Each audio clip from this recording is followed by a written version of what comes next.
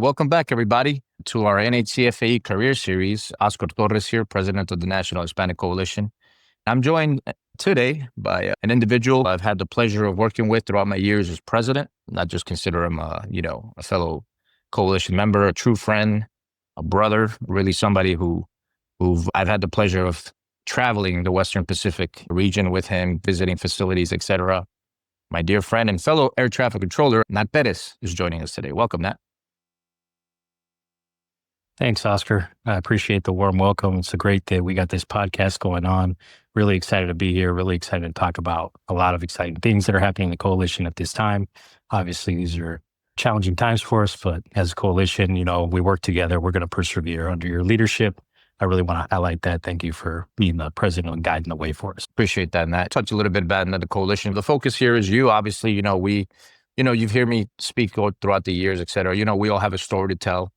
I do want to start with an anecdote. I remember one time, and I know we're talking about ATC, our careers and the jobs that we do, and we'll get to that a little bit. But even before that, one thing that really struck me is, I don't know if you recall, one time we were driving down to Tucson, Arizona there, or we were driving back from Tucson where we were doing some visits in Arizona. It was a long ride. We talked about how we came to our country. I was born in Honduras, migrated here when I was 7. Then you told me your story about when you migrated here with your parents, which it really obviously resonated with me. It hit me close. I want you to touch on that and how you got involved in the air traffic world. Yeah, we did have a bit of a road trip from Tucson to Phoenix that day. Everybody that's been out to Tucson knows it's right on the border. So there's a lot of Hispanic presence, a lot of Mexican presence out there. I myself am from Mexico. I was born in Mexico. Came to this country young with my parents. Grew up in California, in West Sacramento. Very humble beginning, very basic dwelling. Like many people, they come to this country, don't come with much. You don't come with a trust fund or anything like that. In your pocket, it's just whatever you can carry. It's a building process. You're going from the ground up, and it's all based off of your hard work as where you're going to go in life in this country. And that's what we chased. My parents chased the American dream. They brought us here. So we started off very simple, just learning English, learning the way the culture was here. It's much different. I'm first generation. Anybody else who's first generation understands things are different in the old country versus here. A lot of things to get adjusted to, a lot of things that are unknown. And most of the time, the unknown leaves you in fear of things. I know growing up, we lived in a lot of fear. Like, don't let anybody know we're here. Don't let anybody know where you live. Don't let everybody know. I mean, we lived in a house that didn't even have a telephone line. So for any young guns out there, back in the day, you used to have a phone plugged into your house, and that's how you would talk to people. There was no cell phones back in that day. So I remember the phone company came out, plugged in the phone, and I was like, wow, we made it in our house. And we lived very, very secretively. And as I grew up, I think back of that, and it reminded me of when I read that book, Diary of Anne Frank, how they were hidden in this house, in fear of persecution, in fear of being identified as different or something like that, and unwelcome. So grew up with that mentality. We're here to work. We got to be careful, follow the rules, do everything we need to do. Very humble beginnings. Thankful for that experience. Grew up in a Hispanic community. West Sacramento is the school I went to. Thankfully, they had a bilingual course, half Spanish, half English. And we did very well there. Picked it up just like many other students, that second language, English much quicker, because Spanish, I think, is a little bit more tricky than English. So we were all pretty successful, but very humble beginnings. I remember we all lived in the kitchen for some time. We didn't even have bedroom set up. It was like a barn that we had converted into a house. So super, super basic beginning. My dad came over back in the 70s, 80s under the Bracero program, which was a government program aimed at getting labor into the United States, particularly from Mexico. So my dad came over from that initially. They worked in Napa. They worked tomatoes out there before the big booming grape industry, then worked tomatoes out here. I remember being, going with my dad to work. I didn't, work, but my dad would be driving the tractor and I was the little kid sitting in the back because we didn't have daycare or anything like that.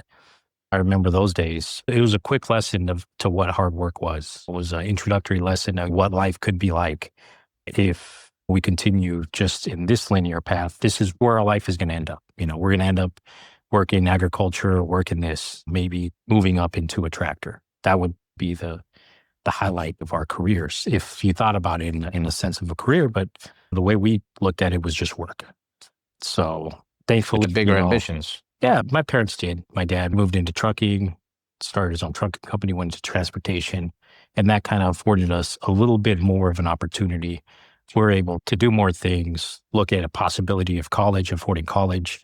Unfortunately, we only had enough money for one kid to go to college, and that was my oldest sister who was able to go to college to UC Davis. So the rest of us had to kind of figure it out.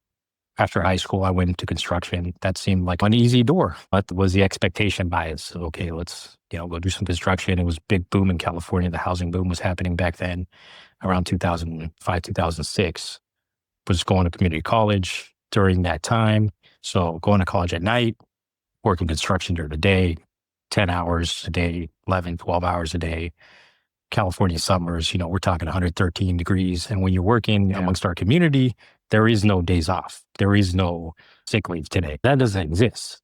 You get paid by the job. You don't get paid by the hour in most of these situations. So once the job is done, that's when the job is done. So the more jobs you do, the more money you're going to collect. So you learn how to work really hard quickly. I think that work ethic that we carry from the Hispanic community all across Latin America, we know we are known to be hard workers. So I think that really is what helped me advance even further professionally in my career. After leaving community college unsuccessfully, I thought, okay, well, what are we going to do? Like, I'm working construction, can't do college. It's too much. It's too much for your body. Can't be up for 20 hours out of the day. It's just not sustainable. Something's got to give. I looked at the opportunity the military offered, particularly in the Air Force, walked into a recruiting station. I said, I want to do something with technology. I want to do something with aviation. What do you guys have to offer? Thankfully, I always say younger me made smarter decisions because in high school, I took the ASVAB, which I only took it to get out of one of the classes, just to skip a class. But I ended up taking the test. I actually ended up doing good, but I never considered the military. I never considered it as an option. I never wanted to.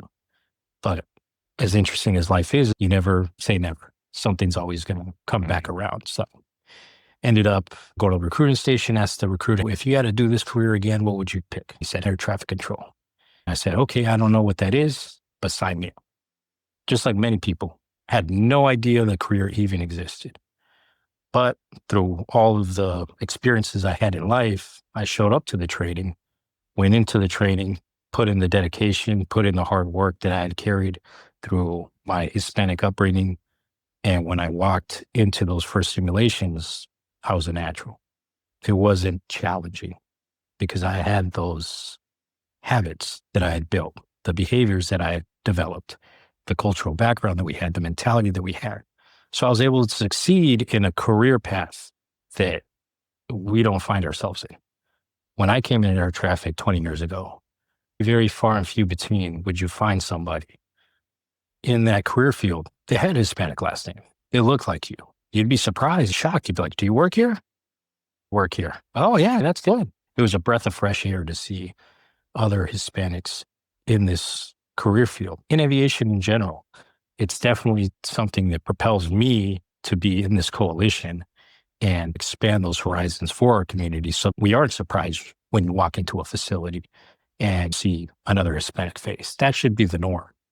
That's what we're striving to do in the coalition. That's one of the things that mainly attracts me to that. So that's a little background of how I got into air traffic control. Leaving the military, did my service there, was lucky enough to go down to Bogota, Colombia, Honduras, then came back up. So was blessed to see the rest of the Americas. I definitely have a good connection with a lot of the members, just knowing their home countries, knowing their cultures, and meeting different cultures and different people from different countries. That's one of the benefits of the Hispanic Coalition. It really broadens your horizons and tightens the community feeling that you have when you're helping somebody with a Hispanic surname or somebody that you want to help succeed. Whether regardless of they're Hispanic or not, we do help everybody. That's the way we are in our community. We're very open to helping and welcoming. Yeah, that's one thing that I did left out. Talking coalition, Nat here is the director of the Western Pacific region, right? We're talking California, we're talking Nevada, Arizona, and these are the places that we have had the privilege of reaching out to members, reconnecting, finding new members, and just kind of encountering that same feeling, right? When you walk into a facility, and again, an Anglo-dominated career, right? It's nice to see a fellow Hispanic, but to your point too, Nat, we are proud in this organization that we have the most diverse membership, right? We have members from all ethnic backgrounds, not just Hispanics. So you went to the Air Force, then the FAA. Where was your first facility? How was that? And explain a little bit. I'm an en route controller. I work in an en route center, but Nat's for the majority of his career. You know, he has been a radar controller with TRACONs, but he's mostly worked in a tower. But I'll let you speak to that a little bit. How you started with the FAA, which facility? Because you've been in a couple of facilities. Yeah, it's funny that we're doing this interview at this time during the government shutdown. Yeah. Back in 2012, back then, 2012, 2013, 2014, there was a government shutdown as well. That's when I had applied. I got caught up in the mix. So I got caught up in that government shutdown, was delayed for quite some time to be able to be hired, was offered different contracting opportunities, but I knew the FAA was a place where I wanted to be. I wanted to make it to the major leagues. All throughout the military, I'd always heard these great things. And in my mind, I'd picture that, hey, this is the pinnacle of aviation, of air traffic control, is the FAA. And it is. Ended up going to Oakland Center as a first facility, an en route facility, was there temporarily, was offered a position in Napa Tower, Napa, California. I transferred to Napa. I was more familiar with my skill set being in the tower. I'd done 3 towers previous to this. I worked at Napa County Airport, which was a reset for me, nostalgic to say, this is where my dad came first, Napa, California. This is where I'm going to start out. So there was a connection there. Ended up working in Napa, blew through the training, did very well, got the experience. I'm ready to see what else is available. Left the agency for some time, went to work at Sacramento Executive, which is close to home. That's where I'm from. I wanted to be closer to home. Sometimes you got to move around to get where you want it. You have to be flexible. You have to be open. Went to Sacramento, reapplied, got back into the agency again. Government shutdown. That's 2 in a row. End up getting picked back up.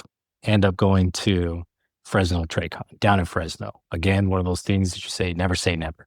I drove through Fresno one time. I said, I'll never work here. I'll never work in this place. And what happened? I ended up working there for 5 years. And I'm very thankful that I did that. It gave me a radar ticket, a radar side of the house. So now I have tower. Now I have the radar ticket. So the experience is starting to broaden, starting to work different areas of responsibility, starting to learn how different systems, different facilities work, how different facilities react with each other. Ended up leaving Fresno, was offered a position here at Sacramento and at the International FAA Airport. That was my dream. That was my dream facility to go there. That was home too for you, right? Yeah, it was home. I waited. Yeah. I like to add, and that used to commute. Yeah. 3 hours, to get, and he would stay at Fresno too. But I really want to highlight that because that is the sacrifice, right? When we embrace these careers, we know it's a temporary sacrifice and everything will work out at the end. Go ahead. I'll let you continue with that. Yeah, that's part of it. Commuting, when I commuted to Napa, that was an 1.5-hour commute each way. Going down to Fresno, 3 hours there and back. It is a sacrifice going away from your family. So any young students or any new employees that want to come into this agency, understand that there are sacrifices you're going to have to make. They're going to be temporary. You're going to forget about them. The memory of you being there 5 years is going to go like that. You're not even going to remember. You're not going to feel it. So take advantage of that. Moving forward, out of Fresno, was offered a position out of Sacramento. I wanted to work in Sacramento since 2006. So it'd been almost 18 years. I was dying to get to that facility. Finally happened. Dream come true. Came to Sacramento, flew through the training, was very successful. Then another opportunity came quickly after, going to NorCal TRACON, where I'm at now. 3rd busiest super TRACON in the nation. Very busy, moving traffic all over Northern California. My exciting opportunity. Do I take the leap or not? Being Hispanic, that's what we came for, to take the leap, to advance and to be successful. So that's where I find myself now, going through the training, seeing the challenge, and very, very excited to be here. At this facility's maybe one of my last facilities, but you never know. There's always something else on the next horizon, as long as you want it to be there. Shorter commutes too. Yeah. What's your commute much shorter now? commute. I think it's 20 minutes. Definitely saving gas, enjoying it. It takes time. Not everybody's path is the same. My path led me this way and all those experiences. Through the support of the coalition had a big part of me being able to bounce around and me being able to be successful. Whenever I had an issue with some sort of a training problem that I had, that maybe I didn't understand a concept or maybe I didn't understand a rule, there was already somebody in the coalition that I could pick up the phone and call, and I said, hey, you're a subject matter expert on this. Explain this to me. There was always somebody willing to help in the coalition. I'm very thankful the coalition was part of my success. That's a good segue, Nat. As you know, when we come into this agency, right, one of the efforts that we and you helped along with this, right, is we wanted to make sure that when a new employee comes in, that they are aware that we exist, that there is an organization out there that could be that network, that could be that support system, that could be, because when we all came in, and we can recall this, we really didn't have nowhere to turn to a certain extent. Like you said, you went to a different place. I was raised in New York. They sent me to Chicago. I had no one. That's why us together, along with Jonathan Eagle and all the other directors I've had the privilege of traveling with. That's the intent of the organization. We're talking federal employees. We're still going to be embracing that relationship. But as we now pivot into the private industry, right? I mean, it's going to be that same mission. We want to create that support system, that network of individuals that whenever they start these careers, wherever they may be, they can reach out and ask those questions and get that support. Part of the work of the coalition is the outreach piece. You've been a part of that too. When you were in Fresno yourself, you used to go out to the university, participate. When we held our conference in Las Vegas, as you recall, went to a high school, did a presentation. That's the core, the mission of our coalition, to inspire these youngsters, touch those young, inspiring professionals, talk to them, tell them our story. We were all there in that classroom, in that struggle, growing up, sacrificing hard work. How has the coalition allowed you to pay it forward? That's what we try to do, be that platform for our members. So as a director, obviously you're a leader in this organization. You have been for quite some time. To just elaborate a little bit on that, on what the coalition has allowed you to do in that sense. Yeah, absolutely. The coalition has given us a platform.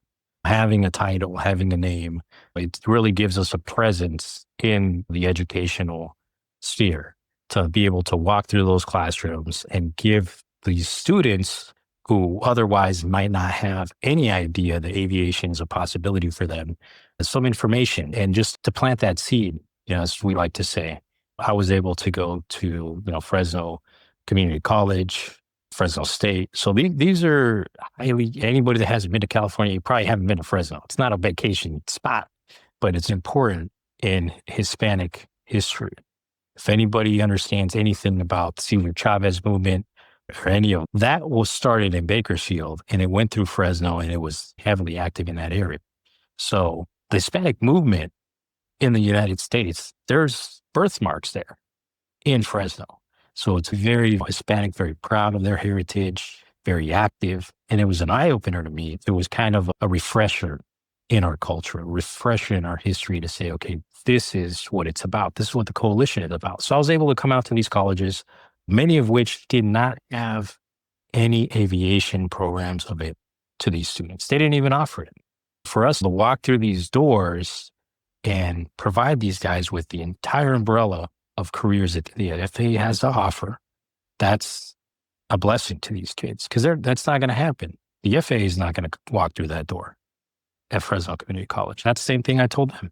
I said, but we will. The Hispanic Coalition will.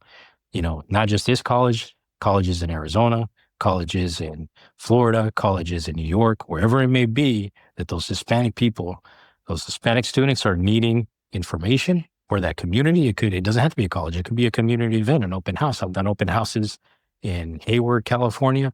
The Hispanic communities that had no idea that they're like, okay, no, we want our son or daughter to go into this career field or that career field. And I said, okay, well, why don't you want your daughter to be an air traffic controller? Well, what's that about? Well, this is what it's about. And here's all the benefits. And this is why you would be successful, because she has everything on a resume to allow her to succeed in this position. Not only that, she now has the support of the Hispanic Coalition, which is huge. Imagine going into an industry and having an entire coalition at your disposal to support you. And that's what we try to provide when we walk into those classrooms. We let these students know the resources are here, and you have subject matter experts that have been in the agency in aerospace or aviation for decades. If you don't want to go into the FAA and want a contract position, guess what? We have avenues for that as well. We create tremendous connections with other organizations, other Hispanic organizations, other aviation organizations. We have something for every single student to be able to succeed. And our presence there is the seed that gets planted into that student's mind. They might not see it that day, but it may happen years down the road when they say, I remember this one guy or lady talking about air traffic control, tech ops, or MPAs. I'm interested in that. That's the opportunities we provide through our membership support. A lot of times we have members that are like, well, I don't have time to do this. It's gratifying to do these things, but not everybody can do that. But these members that support us, With their contributions, that's enough for us to show up to a classroom and offer pizza and say, hey, this is what we're going to talk about today. Everybody relaxing. We're going to give you guys an opportunity that you may not have thought was available to you, but now it is. When I came home one time later in my adult life, I found an old letter in my mom's room. It was a letter I'd written in the 2nd grade about what I want to be when I grow up. I read this letter and I was like, what the heck? When did I want to be a pilot? I had no recognition of that. Never even thought about it. But then I thought about that for years. I said, how funny is it that I became an air traffic controller? I worked in aviation. It makes sense at that age. I have a memory of going to an air show where I saw Air Force cargo planes. I remember being a kid and walking through there. So that's what happens when you give somebody insight or an experience or information that they're not accustomed to, is it gets lodged in there. And then subliminally, subconsciously, it'll be there. So when you go and you meet these students, it may not affect them today, but that thought is there waiting to germinate. Your efforts will bear fruit eventually. It's great you mentioned that too, because that's part of the work that we do, right? We give these youngsters the ability to visit an air traffic control tower. We were part of an ACE camp in the LA area, when they were in a simulation and tour of the airport. It's those little things that plant the seed, and it could be a life-changing opportunity. It could be a family-changing thing. For us, having these great careers has really helped the whole family out. You touched a little bit about the outreach piece, connecting with youngsters, inspiring. There is a huge push for us now to consolidate on a student membership. Just to kind of send us off here, what would be that advice for that young kid at home, not knowing what they want to do? What would be a message from you to them as we move forward? I would say absolutely go for the opportunity. It is available to you. It is there. There's a finite amount of controllers that are left. And I just speak air traffic control mostly because I'm an air traffic controller. The FAA in general, we have all career fields that are in need of employees. They're in need of professionals. So our careers are finite. There has to be a next generation that's going to carry the torch. And that's what I tell these students. This is your future. This is your agency. This is your professional aviation career.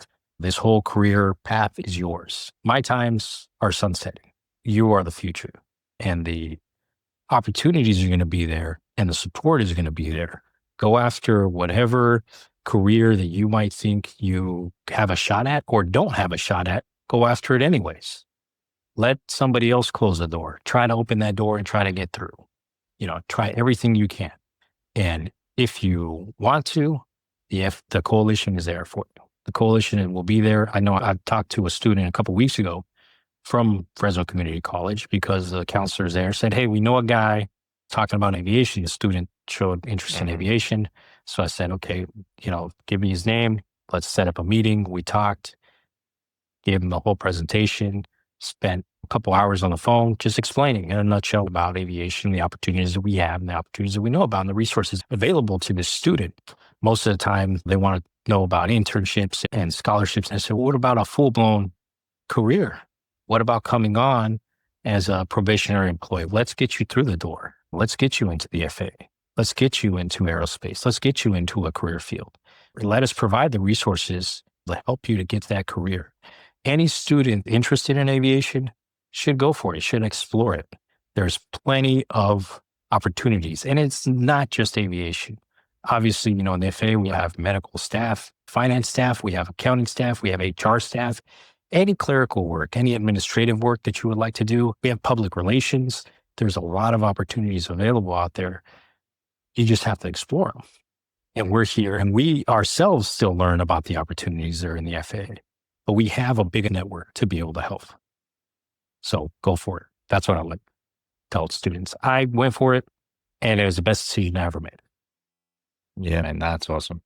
Well, Nat, thank you for joining me in this podcast series. This is something way overdue for our organization, right? These are the conversations that me and Nat have had the pleasure of having over the years.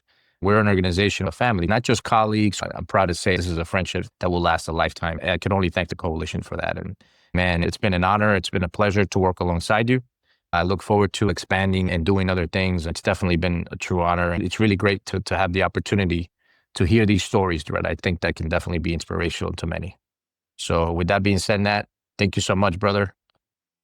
To our listeners, for this podcast, if you're interested about the organization, please visit our website, NHCFAE.org. You will find all the information there about our membership. We have different membership tiers that will allow you to support. And to Nat's point, right? Even if you contribute your support and your time is very limited to maybe do these outreach events and everything, know that your contributions are allowing that to happen. Your contributions are having an impact in someone's life. Even if, you're really busy and you can't make it, we'll definitely give you the opportunity to participate whenever you can. If you can't, please know your dues are being put to work. Your contributions are really making an impact in someone's life. So again, thank you, Nat, and thank you to our listeners, and we'll catch you next time on the next career series. Thank you. Thank you a lot. Thanks a lot, Oscar. Appreciate it.